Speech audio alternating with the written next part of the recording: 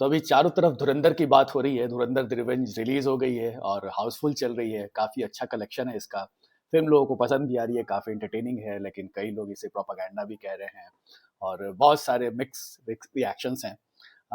Film Pakistan कैसे हमारे India में टेरर एक्टिविटीज के लिए रिस्पॉन्सिबल है, वो ये फिल्म हाईलाइट करती है, और कैसे इंडियन एजेंसी जो है वो पाकिस्तान से डील कर रही है उसके बारे में धुरंधर है। लेकिन आपको शायद नहीं पता होगा कि पहली फिल्म इंडिया में ऐसी कौन सी थी जिसने डायरेक्टली पाकिस्तान को रिस्पॉन्सिबल ठहराया था इंडिया में हो रहे टेरर एक्टिविटीज के लिए। और वो फिल्म थी आमिर खान की सरफरोश। 1999 में ये रिलीज हुई थी। और मैंने सोचा कि चूंकि इतना धुरंधर का धुआं है तो हम लोग थोड़ी पुरानी बात भी कर ले। तो सरफरोश की जो मेकिंग की कहानी थी वो भी बड़ी दिलचस्प थी। फरवरी 1999 को इंडिया और पाकिस्तान में, अगर आपको याद होगा तो, अटल बिहारी वाजपेयी जब प्राइम मिनिस्टर थे तो लाहौर बस सर्विस स्टार्ट हुआ था। पहली बार इंडिया और पाकिस्तान में कोई बस सर्विस समझौता एक्सप्रेस के बाद वो स्टार्ट हुआ। तो उन्हीं दिनों क्या हुआ कि सेंसर बोर्ड में सरफरोश आई क्लियरिंग के लिए।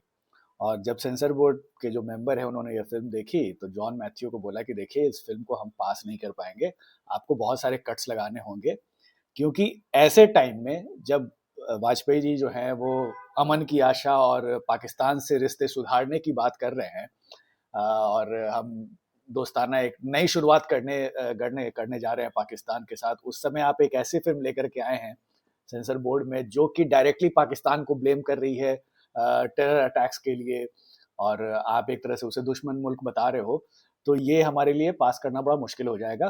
तो आपको इसमें पाकिस्तान और आईएसआई का नाम हटाना पड़ेगा। और ये बात मैं आपको इसलिए बता रहा हूँ क्योंकि मैंने जॉन मैथ्यू का एक बार इंटरव्यू किया था, मैं जब पहले इंडिया टुडे में था तो उन्होंने मुझे पूरा डिटेल बताया था कि सेंसर बोर्ड में कैसे उनकी फिल्म फंस गई थी। तो सेंसर बोर्ड ने उनको बोला कि आप को ये सारे नाम आईएसआई, पाकिस्तान, ये सब हटाना पड़ेगा, नहीं तो हम ये फिल्म नहीं क्लियर कर पाएंगे। तो जॉन मैथ्यू ने कहा कि मेरे पास सुप्रीम कोर्ट जाने के अलावा और कोई चारा नहीं बचेगा, क्योंकि फिल्म तो ऑलरेडी बन चुकी है और आप पता नहीं कैसे मना कर रहे हो। और उन्होंने कहा कि आप देखिए, आप जो इतना अमन की आशा की जो बातें कर रहे हो ना, पाकिस्तान का असली चेहरा क्या है आपको बहुत जल्द समझ में आ जाएगा। आज जो आप इतनी दोस्ती की बातें कर रहे हो कि सरकार ने बस सर्विस स्टार्ट कर दिया है तो एक नई शुरुआत हो गई और इंडिया और पाकिस्तान दोस्त बन गए हैं, तो बहुत जल्द आपको पता चल जाएगा कि पाकिस्तान आपको कैसे चाकू घोंपने वाला है। तो जब सुप्रीम कोर्ट जाने की बात कही जॉन मैथ्यू ने, तो सेंसर बोर्ड को लगा कि यार ये तो फिर झंझट हो जाएगा, तो फिल्म को क्लियर कर दिया गया। फिल्म क्लियर हो गया, फिल्म रिलीज हुई अप्रैल में 1999 में। और जैसा जॉन मैथ्यू ने कहा था बिल्कुल वैसा ही हुआ। कुछ दिन के बाद कारगिल में पाकिस्तान के जो घुसपैठिए हैं वो आ गए। और ये तब हुआ जब वाजपेयी जी बस सर्विस उन्होंने स्टार्ट किया था, बस कुछ ही महीने में, मई में ये कारगिल वॉर स्टार्ट हो गया था। तो एक तरह से जॉन मैथ्यू ने जो कहा था वो सच हो गया। तो ये बड़ा एक दिलचस्प किस्सा था सरफरोश के रिलीज के टाइम का। अच्छा, सरफरोश बनी कैसे, ये अगर आप इसको थोड़ा सा समझने के लिए आपको थोड़ा और पीछे जाना पड़ेगा। एक्चुअली क्या था कि जॉन मैथ्यू जो थे वो पहले रिचर्ड ऑटनबर्ग की जो गांधी थी उसमें, और गोविंद निलानी की एक फिल्म थी आक्रोश, उसमें ये असिस्टेंट डायरेक्टर थे। और उसके बाद खुद की फिल्म बनाना चाहते थे, लेकिन अभी कुछ कारणों की वजह से इन्हें अभी वो मौका मिला नहीं था, तो फिर ये एड फिल्म मेकिंग में चले गए। एड फिल्म मेकिंग में जब ये थे तो अर्ली 90s की मैं बात बता रहा हूँ। ये 1990 या 1991 के करीब की बात है। तो मैथ्यू ने कहा, मेरे को बताया था कि एक बार वो दिल्ली आए थे किसी अपने ही एड एजेंसी के काम के सिलसिले में। और उस समय क्या था कि इन्होंने दिल्ली में कुछ नोटिस किया कि दिल्ली में बड़ा शाम को जो है वो डर का माहौल रहता है और दुकानें उकानें बड़ी जल्दी बंद हो जाती है। उस समय दिल्ली में कई जगह ना आए दिन ब्लास्ट्स होते थे। और कहीं 30 हजारी कोर्ट पे, तो कहीं जुबली सिनेमा है वहाँ पे ब्लास्ट हो जाते थे।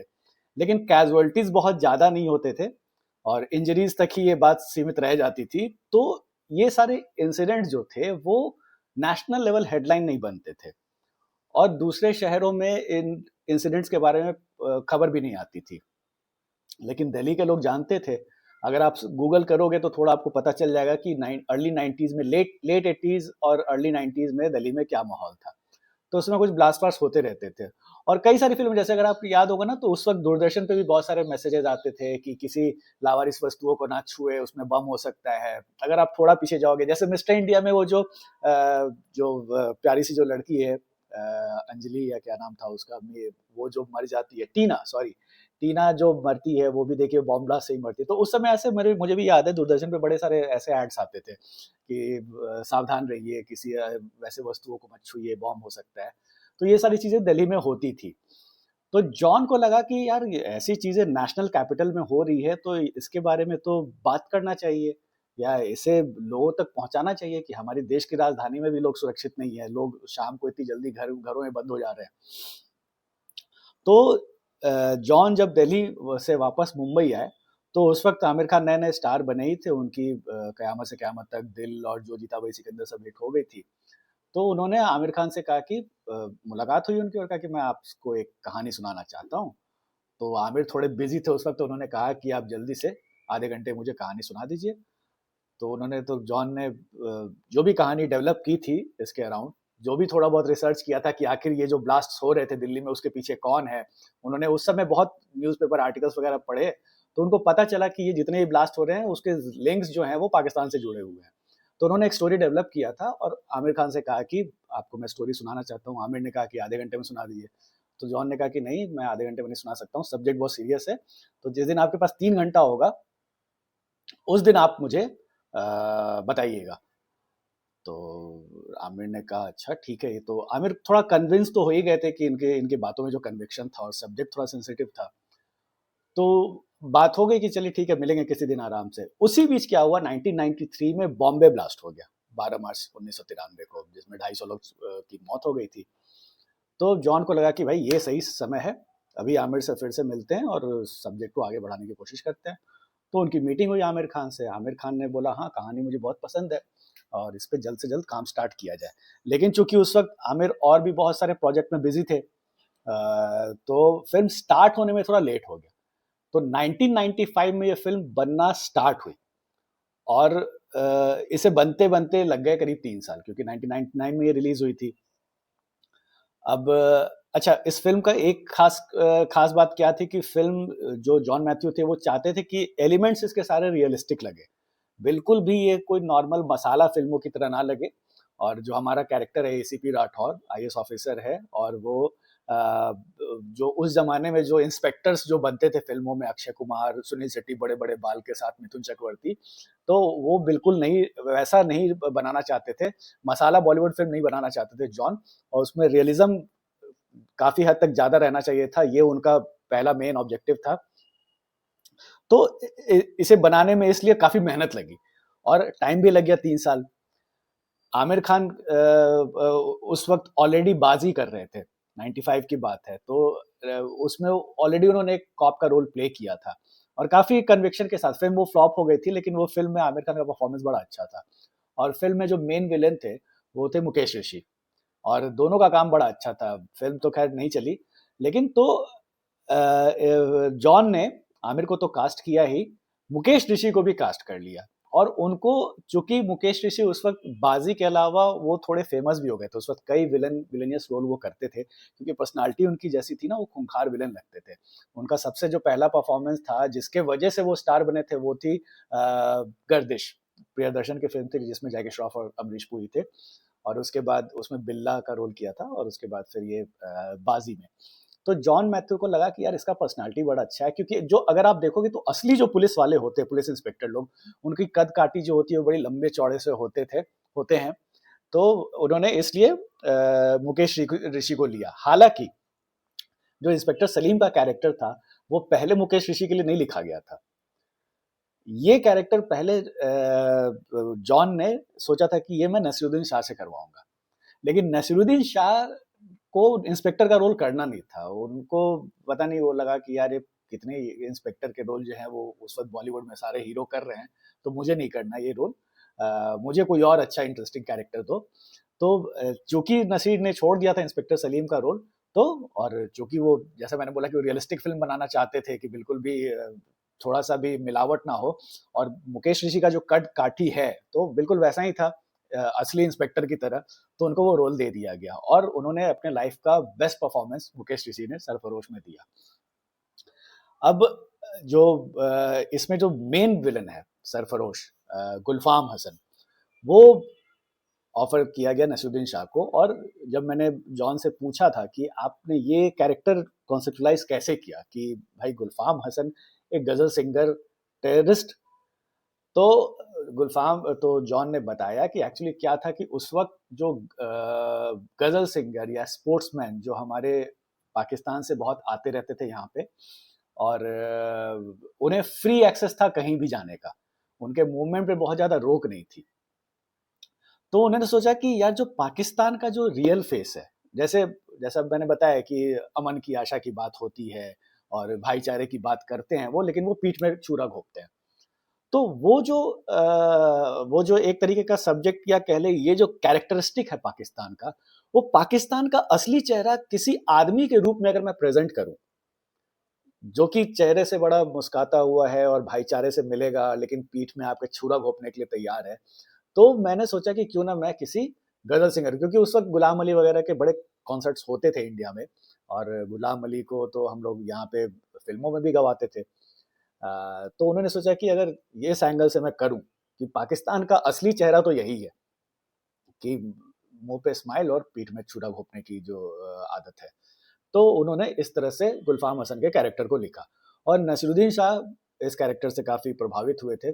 कई बार पब्लिक अपीयरेंस में नसीरुद्दीन शाह ने कहा भी है कि मुझे आज भी लोग कहते हैं कि तुम ही असली गुलफाम हसन हो क्योंकि तुम चूंकि इतनी लिबरल बातें करते हो और इस्टेब्लिशमेंट से सवाल पूछते हो। तो इनफैक्ट हमने कई बार ट्विटर पे भी देखा कि नसीरुद्दीन शाह को गालियां पड़ती है, पाकिस्तान जाने के लिए बोला जाता है।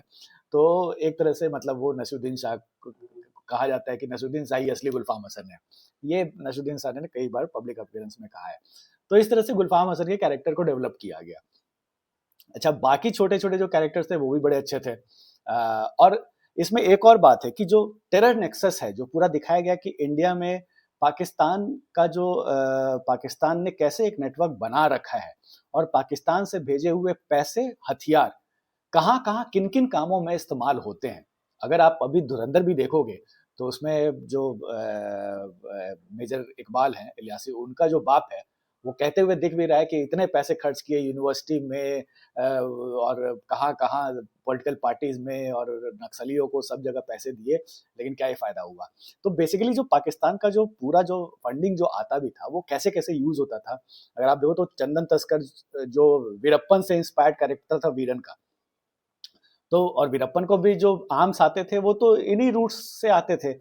तो ये इसमें डिटेलिंग बड़ी अच्छी, वो जो पीक डिटेलिंग आजकल ट्विटर पे चल रहा है ना, पीक डिटेलिंग, तो उस समय भी इन लोगों ने बड़े अच्छे से रिसर्च करके उस फिल्म को बनाया था। अगर आप देखो तो पूरा केस क्या था, जो सरफरोश में आमिर खान जो केस सॉल्व कर रहे हैं वो क्या था। फिल्म स्टार्ट हो रही है कि चंदनपुर एक जगह है और वहां पे नक्सलियों ने, उग्रवादियों ने एक बस को मार दिया है और बस में सवार लोगों को मार दिया है, उनके सब पैसे वैसे और गहने लूट के लेके चले गए हैं। और इस केस का जो इन्वेस्टिगेशन है वो एसीपी राठौर को दिया जाता है। अब एसीपी राठौर जब इस केस को इन्वेस्टिगेट करते हैं तो पता चलता है कि इस इंसिडेंट के जो पूरे तार हैं वो पाकिस्तान तक जुड़े हुए हैं। कैसे आंध्रा के किसी गांव के लोगों को हथियार कहाँ से मिले, पैसे कहाँ से आए, बॉम्बे में कौन कौन से लोग बैठे हुए हैं जो कि इनको आर्म सप्लाई कर रहे हैं, वो होते हुए राजस्थान, राजस्थान से पाकिस्तान, तो ये पूरा जो नेक्सस बना हुआ है पाकिस्तान का, उसको सरफरोश में दिखाया गया था। और उसमें जॉन मैथ्यू ने काफी मेहनत भी की थी और इसी वजह से वो काफी रियल भी लगता है। फिल्म में जैसे अगर आप देखोगे, अगर आप 1993 बॉम्ब ब्लास्ट केस के बारे में पढ़े हो या उसके बारे में अगर थोड़ा रिसर्च अगर आप करते हो तो आप देखोगे कि जो फंडिंग जो हुई थी और जो जो आरडीएक्स वगैरह जो आया था, किस तरीके से कस्टम विभाग के लोगों ने पैसे खा के उन चीजों को क्लियर कर दिया था। अब उसमें बहुत सारे लोग जो थे वो मुस्लिम कम्युनिटी के नहीं थे, हिंदू हिंदू ही थे। तो उसी तरह से अगर आप देखो सरफरोश में भी जो राजस्थान से जो पैसे आ रहे हैं, जो मिर्ची सेठ है वो एक हिंदू कैरेक्टर है ना, और या जो वीरन है वो भी हिंदू कैरेक्टर ही है। लेकिन जब आप गलत काम करते हो तो आप रिलीजन वगैरह नहीं देखते हो, आप पैसों के लालच में और अपने फायदे के लिए आप देश को ही बेच देते हो। वो जो आमिर खान का जो लास्ट में डायलॉग भी है मिर्ची सेठ को बोलते हुए कि ये रुपयों के लालच में अपने देश को बेचने चला था, जिस थाली में खाता है उसी में छेद करता है। तो ये सारी चीजें जो थी उस समय लोगों को बहुत पसंद आई थी।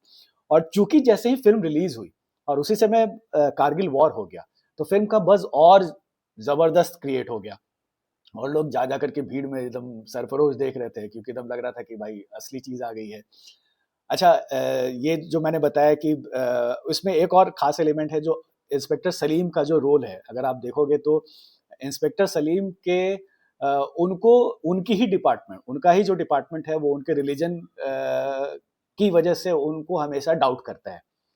तो जॉन ने मुझे बताया था कि एक बार क्या हुआ था कि उनके कॉलेज में बहुत सारे मुस्लिम उनके दोस्त थे और उनके साथ अक्सर इस तरह का उन्होंने अपना भेदभाव एक्सपीरियंस जो भी उन्होंने शेयर फील किया होगा, एक्सपीरियंस किया होगा, वो उन्होंने जॉन से शेयर किया था कि इस तरीके से, क्योंकि हमेशा ऐसा कहा जाता है कि इन लोगों को देशभक्ति प्रूफ करने के लिए बोला जाता है।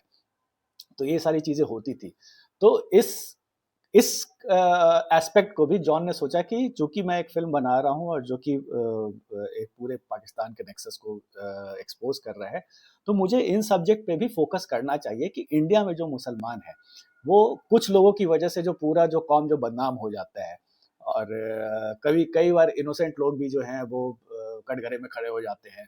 तो इन चीज़ों को भी मुझे अपनी फिल्म में हाईलाइट करना चाहिए, और इसीलिए वो जो पूरा इंस्पेक्टर सलीम का जो एंगल है, जो वो कहते हैं कि आप दोबारा मत कहिएगा कि मुल्क किसी सलीम का नहीं है, और मुझे इसलिए डिपार्टमेंट से हटाया जा रहा है क्योंकि मैं एक मुसलमान हूँ, और ये सारी बहुत सारी चीज़ें थी। और जो एक हाजी का कैरेक्टर है जो बदमाश है, और वो इंस्पेक्टर सलीम से पूछता भी है कि जानते भी हो मुसलमान क्या होता है, और सलीम बताते हैं कि मुसलमान का मतलब मुसल्लम ईमान, और तुम लोगों की वजह से हमारे लोगों को इतना वो जलील होना पड़ता है, इस तरह की चीजें हैं। तो ये पहली बार इस तरह के एलिमेंट जो हैं वो किसी फिल्म में देखे जा रहे थे कमर्शियल सिनेमा में। एक दो आर्ट फिल्म में होंगे आई एम श्योर, लेकिन कमर्शियल, बिग कमर्शियल सिनेमा जिसमें कि जो कि मेन स्ट्रीम बॉलीवुड फिल्म है, मसाला मूवी जो बनता था बॉलीवुड में, उसमें कोई एक ऐसे फिल्म आ रही है जिसमें इस तरह के एलिमेंट और ऐसे ऐसे इश्यूज को रेज किया जा रहा था। इस वजह से सरफरोश जो थी वो अपने टाइम की एक बहुत ही अपने समय से बहुत आगे फिल्म थी।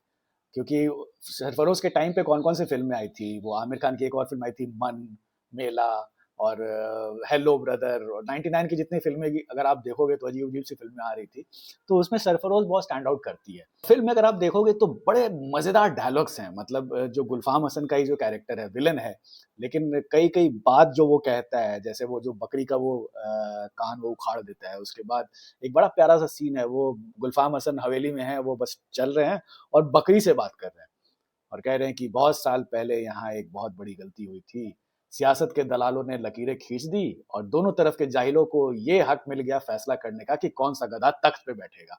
तो इस तरह के जो बोल्ड डायलॉग्स हैं वो देख करके लोगों को बड़ा मजा आया, और इसीलिए फिल्म को उस साल का नेशनल अवार्ड भी मिला था।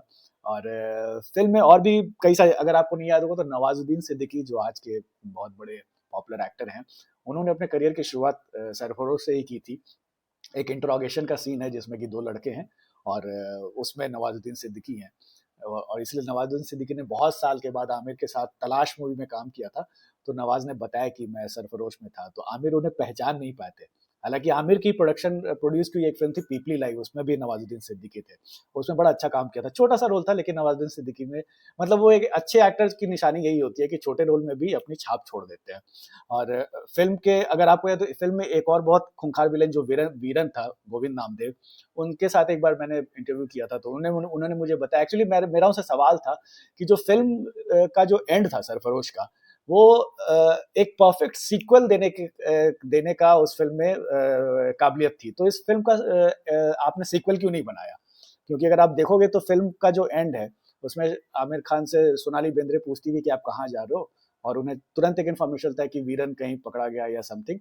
तो हमें लगा था कि चूंकि वीरन अभी तक फिल्म में नहीं पकड़ा नहीं गया है उसे, क्योंकि जो मेन जो केस था चंदनपुर वाला, वो तो वीरन का ही केस था।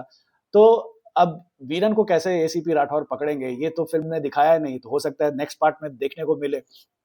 तो गोविंद ने कहा था कि यार हम लोगों ने बनाया तो इसी तरीके से था और प्लान भी ये था कि इसका सेकंड पार्ट बनेगा, लेकिन अनफॉर्चुनेटली वो बन नहीं पाया। और जॉन से भी जब मैंने इस बारे में पूछा था तो जॉन ने भी कहा कि चीजें थोड़ी सी इधर उधर हो गई है कि आमिर बिजी हो गए और फिर मैंने भी एक और फ़िल्म बनाई, वो फ़िल्म भी थी उनकी, शिखर फ़िल्म बनाई थी उन्होंने, जॉन मैथ्यू ने दूसरी फ़िल्म, उसमें अजय देवगन और शाहिद कपूर थे। और सब्जेक्ट भी उसका था बड़ा इंटरेस्टिंग, ग्लोबल वार्मिंग से रिलेटेड सब्जेक्ट था, लेकिन फ़िल्म अच्छे से बन नहीं पाई थी, क्योंकि प्रोड्यूसर्स इसमें बहुत ज़्यादा इसमें इंटरफेयर करने लगे थे, और वो फ़िल्म हो गई थी फ्लॉप। और उसके बाद फिर जॉन को बहुत ज़्यादा फ़िल्मों में बॉलीवुड में काम करने का मन नहीं किया। तो इस वजह से सरफरोश का सेकंड पार्ट जो है, वो सीक्वल जो है वो बन नहीं पाया। लेकिन जब आई थी सरफरोश तो सबको पसंद आई। फ़िल्म के गाने भी कम गाने थे, 2-3 ही गाने थे, लेकिन हिट थे। और उसमें सबसे बड़ा वो जो जगजीत सिंह का गज़ल है, होश वालों को खबर क्या, वो हिट था। सोनाली बेंद्रे के करियर का ये पहला ब्लॉकबस्टर फ़िल्म था। उससे पहले उनकी कोई भी फ़िल्म उतनी बड़ी हिट नहीं हुई थी। फ़िल्म में थोड़े लाइटर मोमेंट्स जो है, वो सोनाली बेंद्रे का कैरेक्टर ही देता है।